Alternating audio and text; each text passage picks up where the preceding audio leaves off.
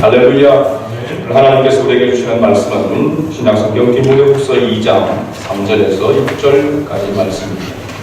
신약성경 344쪽 24종 읽으시고 디모데후서 2장 3절에서 6절까지 말씀, 신약성경 344쪽 찾아서 우리 3절부터 6절까지 함께 읽도록 하겠습니다. 너는 그리스도 예수의 좋은 병사로 나와 함께 고난을 받으라. 병사로 복무하는 자는 자기 생활에 얽매이는 자가 하나도 없나니 이는 병사로 모집한 자를 기쁘게 하려 함이라. 경기하는 자가 법대로 경기하지 아니하면 승리자의 관을 얻지 못할 것이며 수고하는 농부가 곡식을 먼저 받는 것이 마땅하니라. 아멘. 할렐루야. 사랑 한번 나눕시다. 잘 오셨습니다. 사랑하고 축복합니다. 할렐루야. 오늘 충성된 그리스도인이라 라고 하는 말씀으로 함께 은혜를 나누고자 합니다. 유럽의 교회들을 보게 되면 특징이 교회 뜰에 묘지가 있는 것을 이렇게 봅니다. 위에 교회의 뜰에 이렇게 마당에 그 묘지들, 무덤들을 이렇게 두었을까? 왜 그렇게 했을까요? 제가 생각할 때는 그렇습니다. 예수님께서 오실 때 부활할 때 온 성도들이 함께 이렇게 부활하고자 하는 그것을 소망하는 그런 의미에서 이렇게 교회에 가까이 도시를 이렇게 하라고 생각합니다. 유럽에 있는 한 오래된 교회에 아주 특이한 그런 무덤이 있다고 합니다.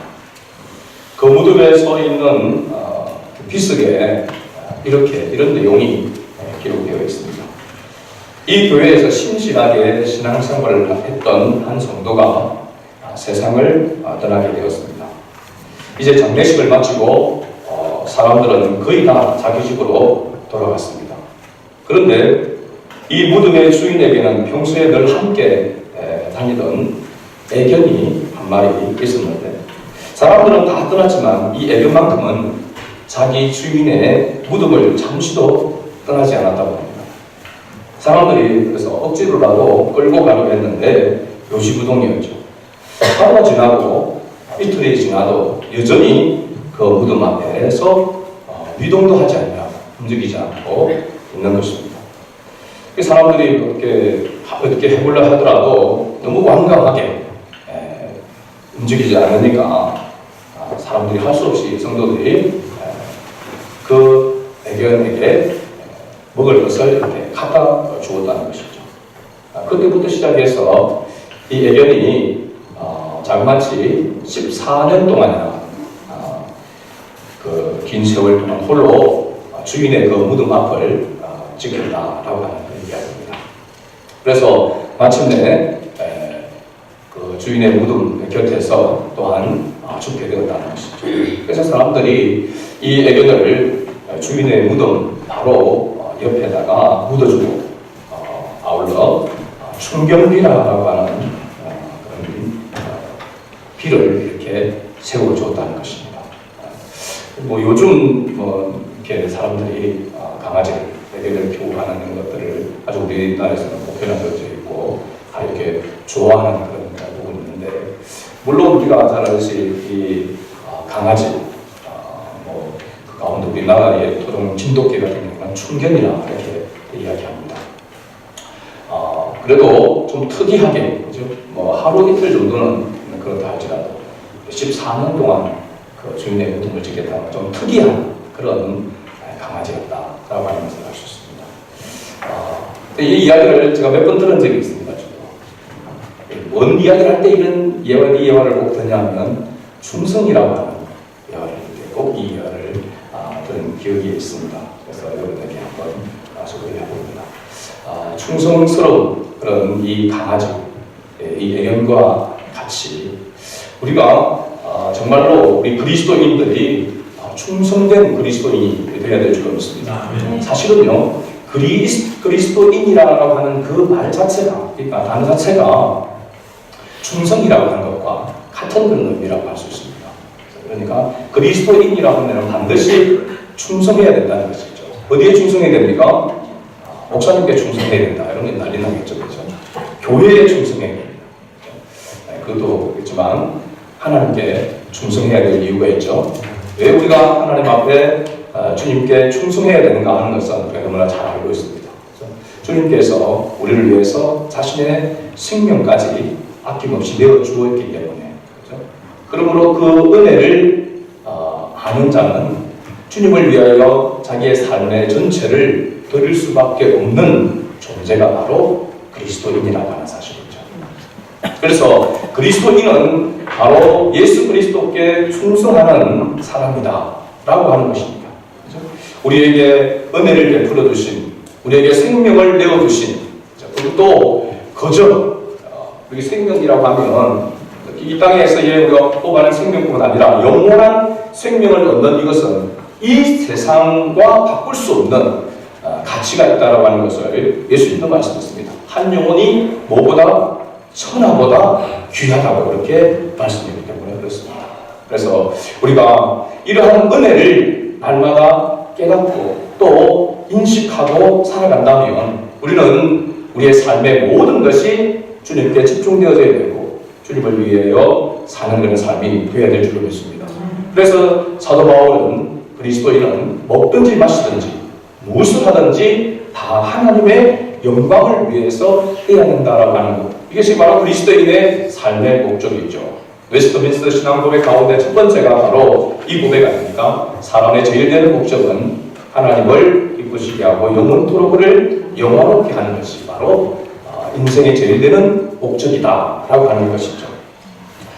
지난주에 우리가 그리스도인이 되었을 때에 그리스도인은 바로 충성스러운 그런 사람, 충성스러운 사람이 되어져서 또 다른 충성된 사람을 세우는 것이 바로 우리를 하나님께서 먼저 불러주신, 우리에게 은혜를 베풀어 주신 이유다라고 이렇게 말씀을 드렸습니다. 이 충성된 그리스도인으로 살아가려면 먼저 무엇보다도 예수 그리스도 안에 있는 은혜 속에 뭐 해야 된다고 했습니까? 강해야 된다고 했습니다. 그렇죠? 예수 그리스도 안에 있는 은혜, 그 은혜 가운데 강하고, 지난주에 말씀을 이렇게 드렸습니다. 예수 그리스도를 통하여 우리에게 베푸신 그 은혜를 생각하면 우리는 강한 자다. 무엇에 대해서 무엇보다 강하다고 했습니까?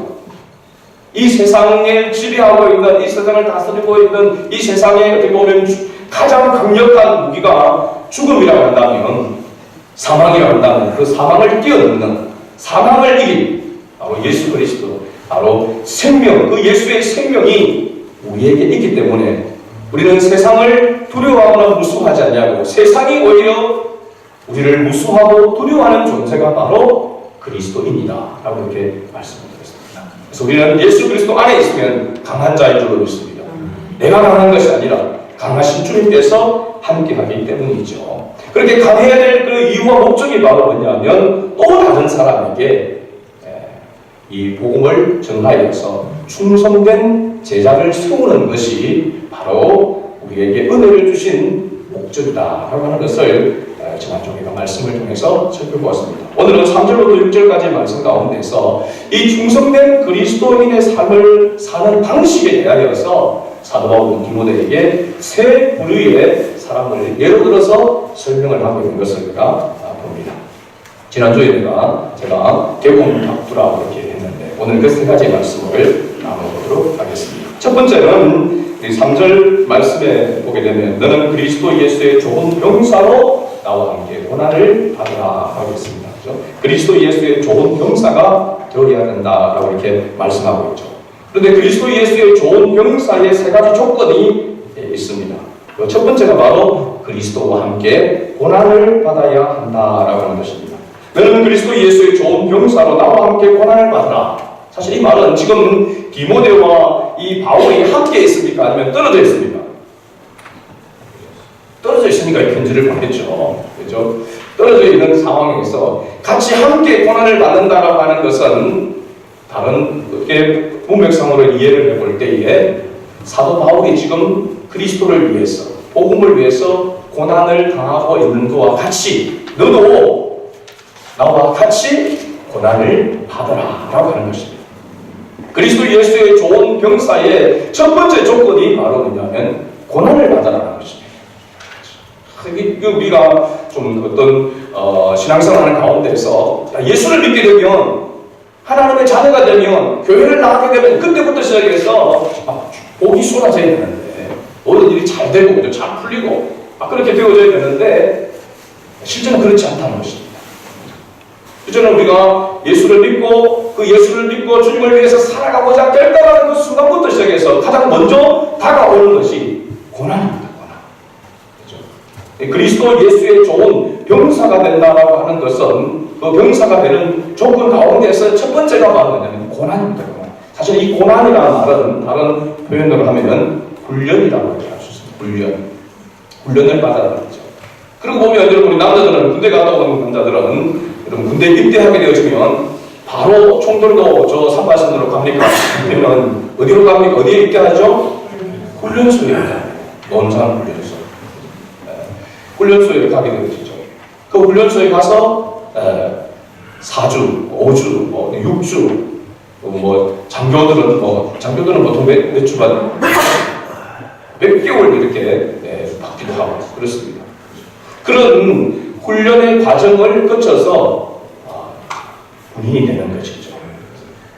저는 군대 갈 때, 입대할 때에 가면은 바로 제일 계급이 낮은 처음은 이병 하나 이렇게 이병을 달아주는 줄 알았더니만 훈련을 다 마치고 난 다음에 그거 하나 하는 게 그렇게 어렵다라고 하는 것을 알았습니다. 논산 훈련소에서 저는 훈련을 받았는데 거기 보면은 훈련 장소에 큰 글자로 뭐라고 써놨냐면 정병 육성 이렇게 써놨습니다. 그러니까 제대로 된 군인을 육성하는 훈련하는 곳이다. 그런 것이죠.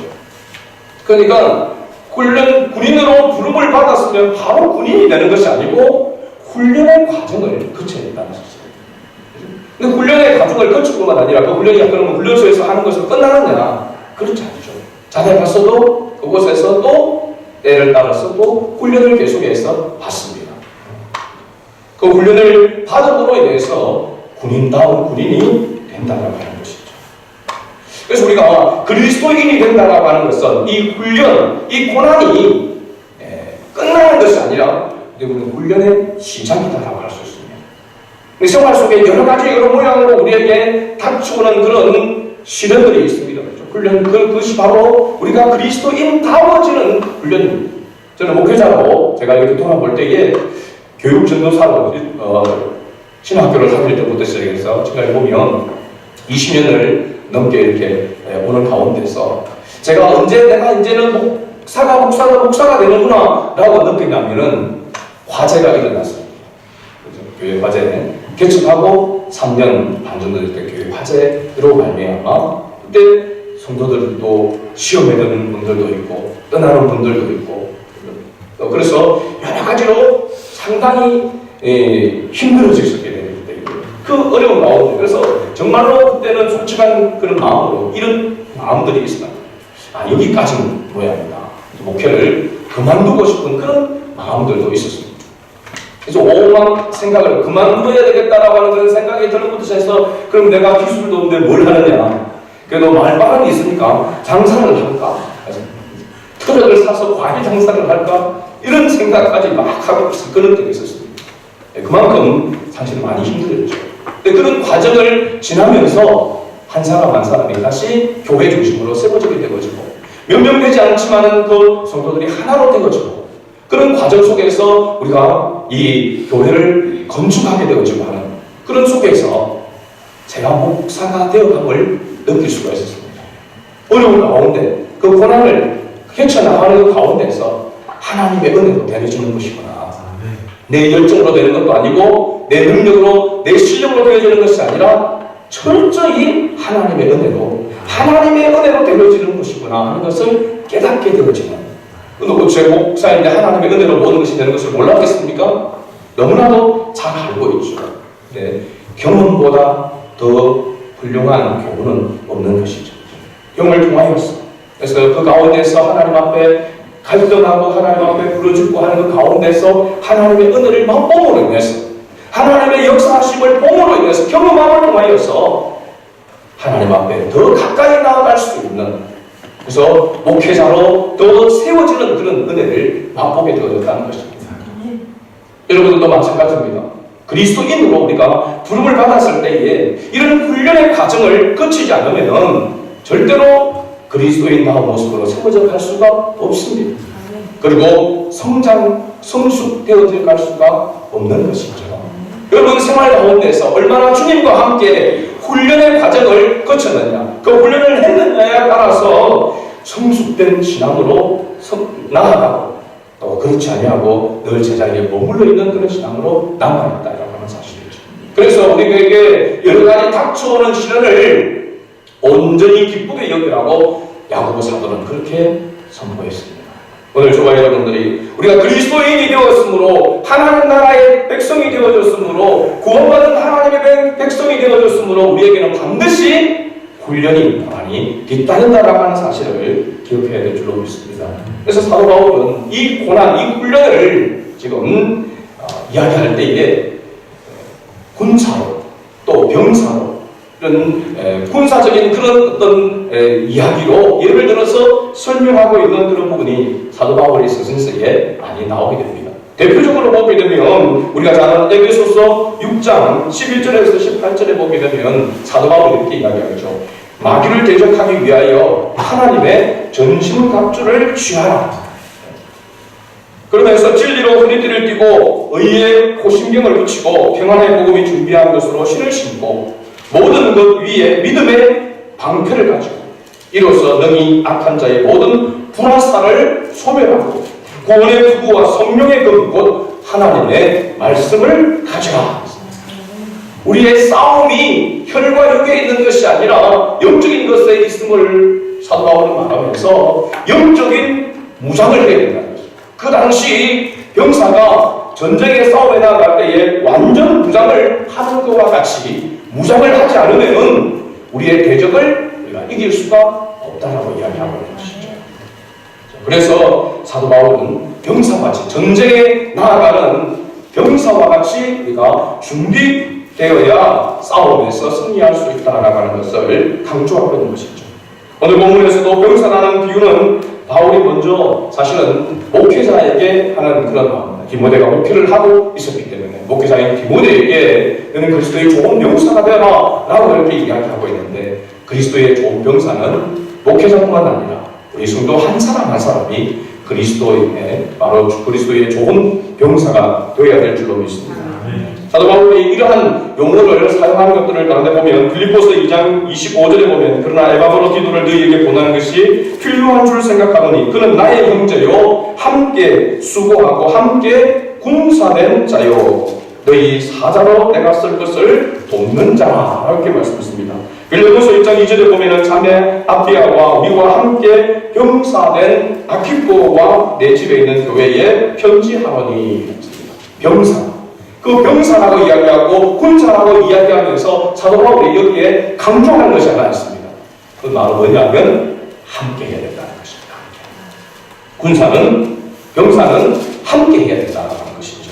함께 하지 않으면 군대에서도 같이 함께 하지 않는 나무뱀이 되는 것입니다. 그렇죠? 군사는 함께 할 때에 살아갈 수 있습니다. 그래서 군인들은 더더욱 팀워크를 이렇게 강조하게 되어지고 그 안에서 서로 끈끈하게 이어지는 하나가 되는 그런 부분들을 강조하게 되는 것이죠. 제가 목회를 하면서 목회 철학 가운데서 하나가 함께라고 하는 단어를 많이 씁니다. 함께. 우리는 무엇을 하든지 그리스도 안에서 함께 해야 됩니다. 텃밭을 가꿀 때는 함께 하고, 나무를 하더라도 함께 하고, 청소를 하더라도 함께 하고, 밥을 먹더라도 함께 하고, 예배를 함께 예배를 드리는, 이것이 바로 진정한 그리스도 예수의 공동체가 되는 줄로 믿습니다. 함께 하는 이유가 뭡니까? 함께 하면은 더 시너지 효과가 나타나게 되는 것이죠. 힘이 더 생기게 되는 것이죠.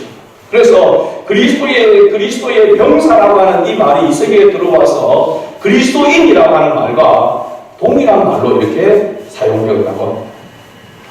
병사는 그리스도를 전하면서 많은 반대와 핍박을 견디면서 악을 대적하며 싸우는 자를 가리키는 것으로 바로 사도 바울이 디모데에게 이와 같이 너도 나와 같이 병사와 같이 싸움을 싸워야 된다. 그러니까 무장하고 준비하라고 이렇게 이야기하고 있고, 당연히 닥쳐오는 그런 여러 가지 어려움들을 훈련으로 생각하고 함께 당연한 것이 고난을 받아라라고 이렇게 이야기하고 있는 것이죠. 두 번째, 그리스도의 좋은 병사가 되려면 자기의 생활에 얽매이지 말아야 된다고 오늘 4절에 말씀하고 있습니다. 병사로 복무하는 자는 자기 생활에 얽매이는 자가 하나도 없나니, 병사로 부름을 받은 사람은 자기 생활에 얽매이는 사람이 하나도 없다. 얽매여서는 안 된다라고 하는 것을 이야기하고 있는 것이죠. 여기 생활이라고 해당되는 헬라어 단어가 바우라고 하는 단어인데, 일이라는 말을 또 직업, 사업 등을 뜻하는 말로서 일상적인 삶이나 세상적인 그런 일들을 가리킵니다.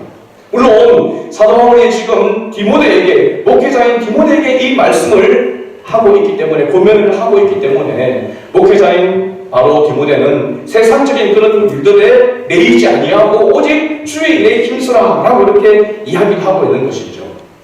오늘 저와 여러분들은 성도로서 이 땅을 살아가는 가운데서 여러분들이 직업과 하는 일들을 내팽개쳐 두고 교회에 와서 기도하고 계속해서 예배드리고 복음을 전하는 그 가운데 머물러 있으면 되겠습니까? 안 되겠습니까? 그렇죠? 손은 누가 키우고 이렇게 되는 거죠. 우리 모두가 다 목회자로 부름을 받고 목회자와 같이 그렇게 산다면은 생활이 안 된다는 것이죠. 그러나 마음과 태도와 자세는 여러분들도 내가 지금 직장에서 일을 하고 있지만 이 직장에만 매여 있는 것이다. 이 직장이 주님을 위하는 바로 도구, 주님을 전하는 도구로서의 직장이 되어져야 되는 것이고, 학업도 마찬가지고 우리의 삶이 바로 거기에 있어야 된다는 것을 이야기해주고 있는 것이죠. 그것이 다라 생각하고 거기에 매일이 되어지면 안 된다는 것입니다. 사도 바울은 예수 그리스도를 아는 지식이 고상함을 알아서 그 과거에 있었던 그 모든 것들을 다 배설물로 여긴다고 했습니다. 여러분, 남자는 이제 군대를 가게 되는, 요즘 여자들도 군대를 가지만 군대를 가게 될 때에 입대하기 전에 먼저 하는 일이 있습니다. 뭘 먼저 할까요? 머리를 자릅니다. 머리카락을 자르는 거죠. 그렇죠? 먼저 머리를 깎습니다. 그 머리를 깎는 그 이유가 뭐 여러 가지가 있겠지만은 그런 의미가 있다. 이 밖에서 사회에서 가지고 있던 그런 생각, 그런 것들을 다 내려놓고 청산을 하는 그런 의미로서 머리를 깎는 것도 있다라고 얘기합니다. 그러니까 우리가 주님께로부터 부름을 받았을 때에는 주님의 자녀가 되어지고 그리스도인의 좋은 병사가 되기 위해서는 우리가 세상적인 그런 생각과 가치관을 내려놓아야 된다는 사실입니다. 청산해야 된다는 것이죠. 그래서 예수님도 마태복음 6장 33절에서 그런 정도이면 먼저 그의 나라와 그의 의를 구하라. 그리하면 이 모든 것을 너희에게 더하시리라 라고 이렇게 말씀하고 있죠. 그러면 삶의 우선순위를 바르게 정하라는 것입니다. 어디에 우선순위를 두고 살아야 되는지를 이야기하고 있는 것이죠. 우리가 그리스도인이라면, 또 충성된 그리스도인으로서의 삶을 살려고 한다면 우선순위가 바르게 되어야 된다는 것이죠. 내가 예수 믿기 전에 매여있는 거기에 매여있으면 안 된다는 사실입니다. 자기 생활을 바꿔야 된다는 것입니다. 생각을 바꿔야 된다는, 우선순위를 바꿔야 된다는 것이죠. 그 다음에 세 번째는 모집한 자를 기쁘게 해야 한다라고 이렇게 말씀하고 있습니다. 이런 병사로 모집한 자를 기쁘게 하여 함이라. 병사로 부름을 받은 목적이 바로 뭐냐면 자기를 부른 자를 기쁘게 하기 위한. 여러분, 지휘관을 가장 기쁘게 하는 일은 그 지휘관의 통솔에 따르는 것입니다. 복종하는 것이죠. 그래서 군대의 군의 기강이라고 한다면 어떻게 보면 상명하복이라고 할 수 있습니다. 위의 말에 무조건 복종하는 것이죠. 그것이 되어져야 공동체가, 그 군대가 조직이 강해져서 적과의 싸움에서 승리할 수 있는 것이죠. 그렇죠? 앞으라 하는데 아무도 따라주지 않으면 그죠? 안 된다면 진정할 수가 없는 것이죠. 또 앞에서 나를 따르라 하는데 뒤에서 먼저 가시오 이렇게 하면 곤란하잖아요. 싸움이 안 되는 것입니다. 그렇죠? 그래서 명령을 하면은, 상관을 위해서 명령하면 그 명령에 따르는 자가 바로 지휘관을 기쁘게 하는 것입니다. 그렇다면 오늘 우리도 마찬가지입니다. 우리의 지휘관이 누굽니까? 예수 그리스도인 줄로 믿습니다. 예수 그리스도의 명령에 절대 복종하는 것이 바로 우리가 해야 할 의무라고 하는 사실입니다. 좀 요즘 절대라고 하는 말을 사람들이 싫어합니다.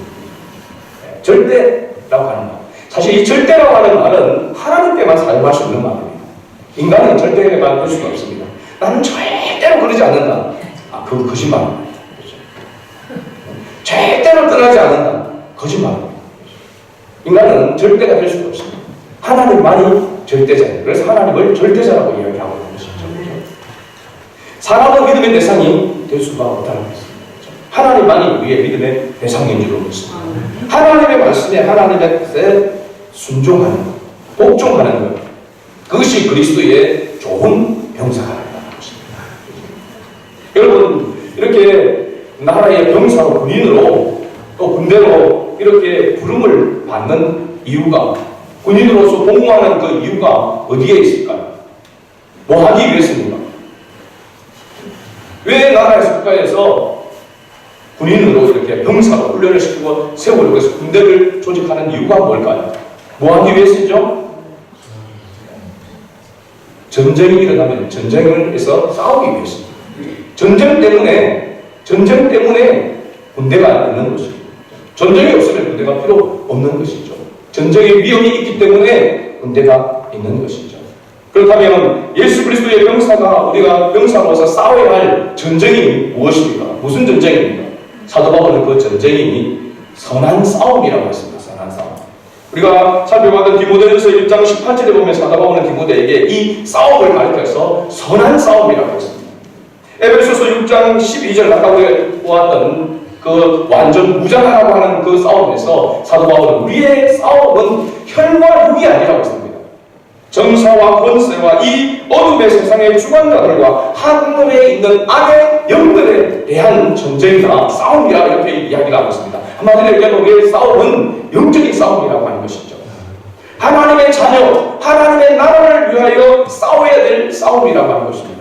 그래서 우리가 영적으로 무장해야 된다고 하는 것은 하나님과의 관계가 다르게 되기 위해서 싸우는 것이죠. 그렇죠? 하나님과 나 싸우기에 뭐가 가로막혔습니까? 죄가 가로막기 때문에 그 죄를 멸하고 그 죄를 이기고 하나님과 친밀한 가운데 하나님과요 하나가 되어 있으면은 우리는 어떤 전쟁 가운데서도 승리하게 되는 줄로 믿습니다. 왜냐하면 성경에서 보면은 항상 하나님은 앞서 나가서 앞서 싸우시는 분이고 전쟁의 승리는 하나님께 달려있다라고 하는 것을 우리가 볼 수 있기 때문에 그렇습니다. 우리의 싸움이 이 땅의 것이 아니라 영적인 것에 있다면 우리는 우리의 영혼을 썩게 만드는 약하게 만드는 그런 것들과 싸움에 우리는 더 힘써야 될 줄로 믿습니다. 그 싸움에서 이기기 위해서 사도 바울은 유일한 공격의 무기가 방패며 진리의 흐를 띠며 투구를 쓰고 하는 그 마지막에 성령의 곧 하나님의 말씀을 가지라고 했습니다.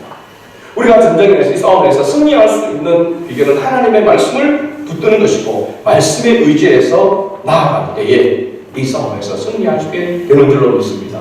그럼 우리가 생활 가운데에서 하나님의 말씀을 듣지 못하게 하고 하나님의 말씀을 가까이 하지 못하게 하고 하나님의 말씀대로 살지 못하게 하는 이러한 방해 요소들과 싸우는 싸움을 우리는 힘써야 된다는 사실입니다. 그것을 결리하는 자는 바로 영적인 싸움에서 실패할 수밖에 없다는 것이죠. 그리고 말씀을 매일매일 대하고 있습니까? 그 말씀대로 또한 순종하며 살아가기 위해서 하나님 앞에 도움을 구하는 기도를 드리고 있습니까?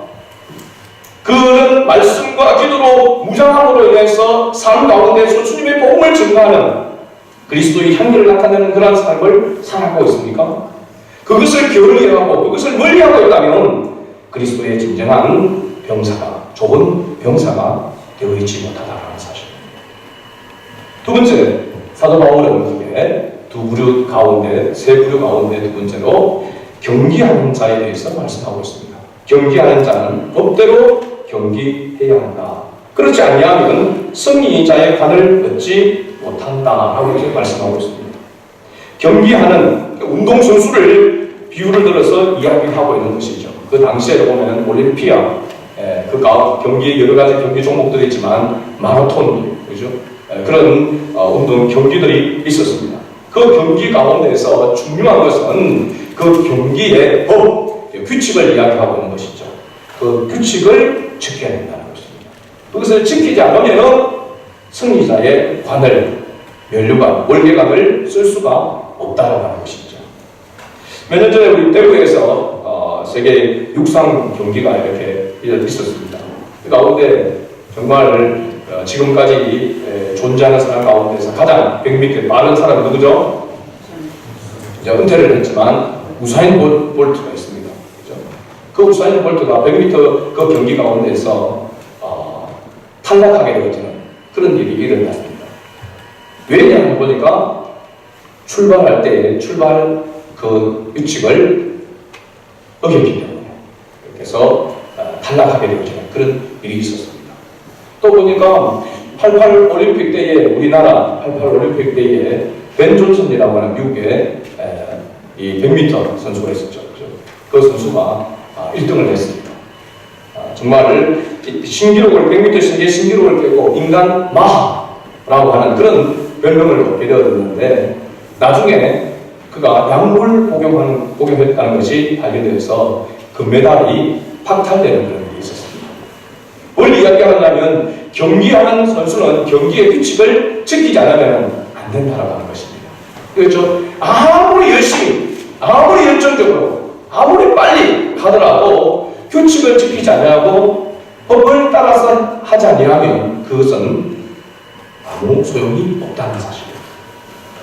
우리가 하나님의 말씀을 따라서 하나님의 자녀로서의 삶을 살아갈 때에 하나님의 말씀을 떠나서 행하는 그 모든 것은 다 헛될 것이다. 아무 소용이 없다라고 하는 것입니다. 그래서 사도 바울은 지금 디모데에게 네 사역이나 네 삶의 살아감에 있어서 반드시 복음을 따라서 행하라. 하나님의 법을 따라서 하나님의 뜻을 따라서 행해야 된다라고 말씀하고 있습니다. 그래야만 복음을 따라서 살아가면 승리의 관을, 승리의 면류관, 의의 면류관을 얻을 수 있다라고 이렇게 이야기하고 있는 것이죠. 오늘 우리도 마찬가지입니다. 우리의 삶의 표준이 뭡니까? 기준이 뭡니까? 하나님의 말씀이어야 합니다. 그래서 우리가 성경을 바이블이라고 이렇게 이야기하면서, 물론 바이블이라고 할 때 이 그 원어는 우리 바이블이라고 하는 책이라고 하는 뜻입니다. 책. 비보리스라고 하는 그 단어 가운데서 원래 그 언어를 보면 파피루스도 있습니다. 파피루스. 그렇죠? 갈대로 만드는 그걸 이야기합니다. 그런데 이 성경을 영어로 다른 표현을 할 때에 스탠다드라고 이렇게 불려요. 스탠다드. 우리의 삶에 있어서 표준이, 기준이 바로 하나님의 말씀이다라고 하는 사실입니다.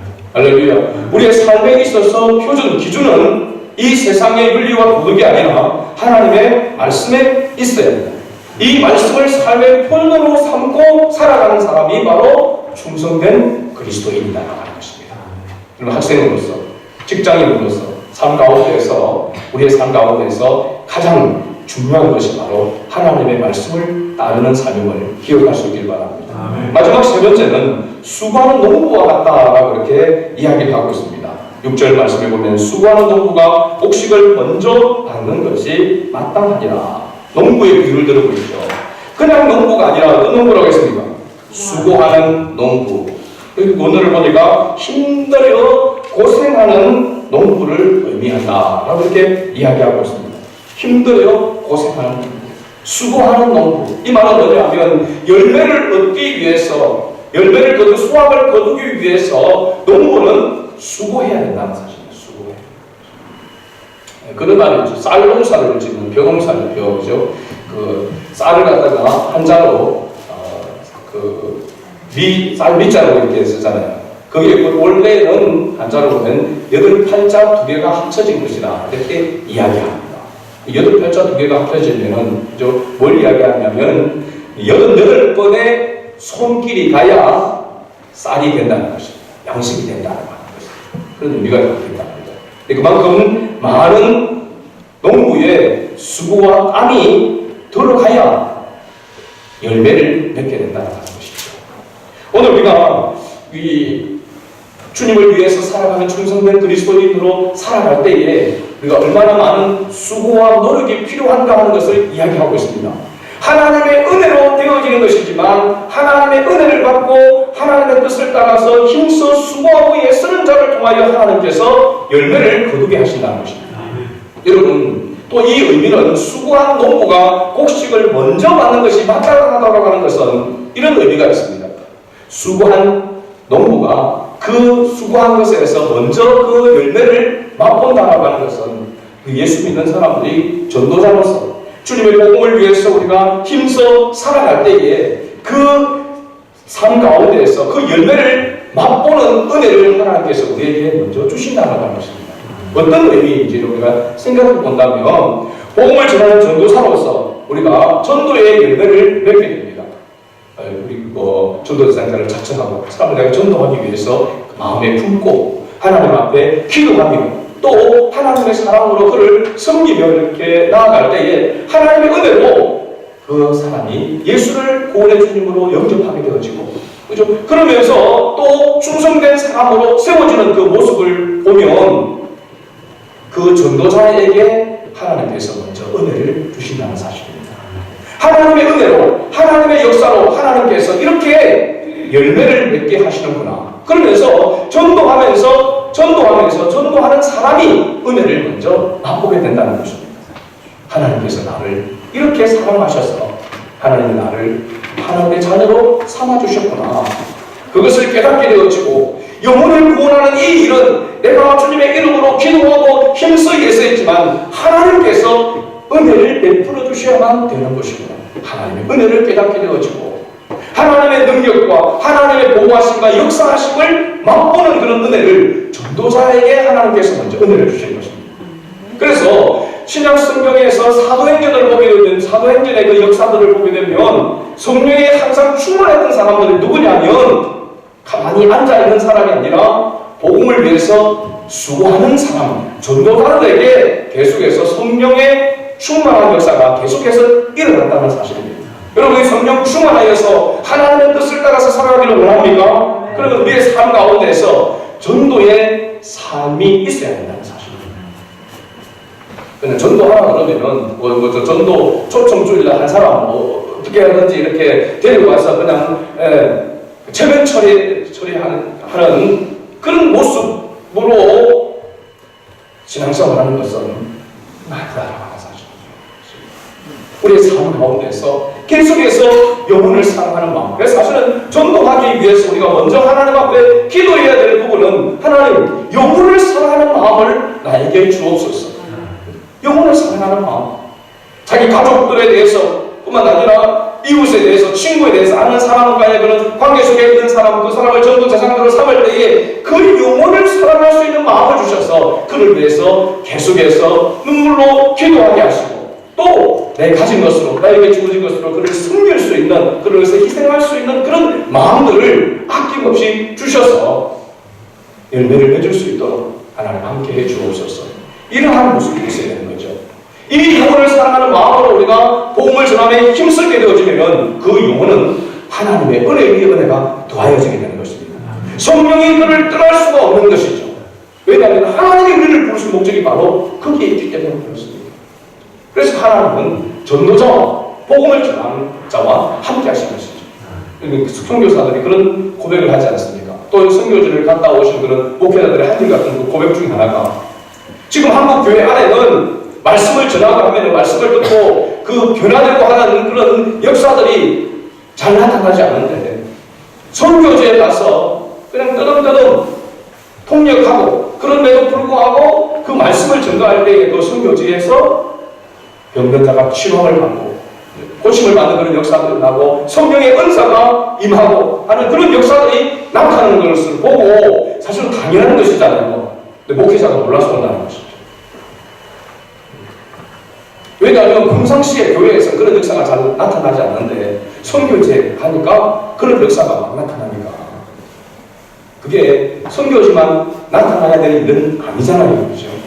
모든 하나님의 말씀 가운데서 말씀을 듣는 자의 가운데 나타나야 되는 그런 모습인데 그런데 말씀을 이미 많이 듣고 있는 사람들은 그 소중함과 그 귀중함을 잘 모르는데, 지금 설교지에 있는 사람은 그 말씀에 대한 칼rop함이 그 가운데 있고, 하나님께서 거기에 하나님의 나라를 세우고자 하는 그런 하나님의 열망이 또한 있기 때문에 거기에 바로 놀라운 그런 기적의 역사들이 더 많이 나타난다는 사실입니다. 그러면 우리나라에서는, 그러면 우리가 이제는 내 주위에는 전도할 사람이 없습니다. 그럼 교회마다 목회자들이 전도 대상자를 이렇게 작성하자면은, 목사님, 제 주변에는 예수 안 믿는 사람이 없어요. 특히 이제 권사님들이 그런 이야기합니다. 늘 만난 사람들이 권사고 집사님이고 성교다 보니까 주위에 예수 안 믿는 사람이 없어요. 이게 진짜 없습니까? 있습니다, 여러분. 내가 운동하는 곳에, 내가 직장인 가서 여러 곳에서. 그래서 제가 저희 자녀들한테도 이렇게 이야기합니다. 전도 대상자를 작성을 하면은요, 와, 전부 교회 올 아이가 없다, 중부가 없다, 이렇게 이야기하는데, 네가 전도하고 싶은 교회 왔으면 그 사람의 이름을 적어서 기도하고 하면 된다. 하나님이 하시는 것이지, 끌고 와서 네가 어떻게 할 수 있는 것이, 억지로 할 수 있는 것이 아니다. 그러면 자기가 했다고 할 거잖아요. 하나님이 그 마음을 움직여서 하나님이 이끌어주셔야 하나님의 역사로 되어질 것이다. 그러니까 하나님께 영광을 돌리게 되는 것이죠. 그래서 이번에도 우리가 정말로 수고하는 농부와 같이, 이 수고하는 농부와 같이 우리가 힘써 주님의 복음을 위해서 그리스도의 좋은 권사로 우리가 살아가게 되어지면, 하나님은 우리에게 좋은 것을 얘기해 주시고, 우리가 그것을 먼저 맛보고 우리가 먼저 그 안에서 더 기뻐하고 더 감사하면서 하나님 앞에 영광 돌릴 수 있도록 하나님께서 은혜를 베푸시기를 원하신다는 사실입니다. 이것을 우리가 생각하면서 기도하며 나아갔으면 좋겠습니다. 오늘 저와 여러분, 우리 모두는 그리스도인입니다. 그리스도의 좋은 병사로 부름을 받은 자입니다. 먼저 우리는 고난을, 훈련을 단순한 것으로 받아들입니다. 자기의 삶에 매여서 우선순위가 바뀌지 않냐고 우선순위를 먼저 하나님께 두는 그런 삶을 살아갈 수 있기를 바랍니다. 수고하는 농부가 먼저 그것을 얻고, 또 경계하는 자는 법대로 경계해야 멸류관을 얻는다라고 말씀하고 있습니다. 오늘 우리 사천성한교회, 오늘 이 자리에 있는 우리 모두가 다 그리스도의 좋은 병사가 되기를 원합니다. 그래서 하나님 앞에 영광일 뿐만 아니라 하나님의 그 은혜를 더 풍성하게 받아 누리는 그런 삶을 살아갈 수 있기를 주의 이름으로 축복합니다. 아멘.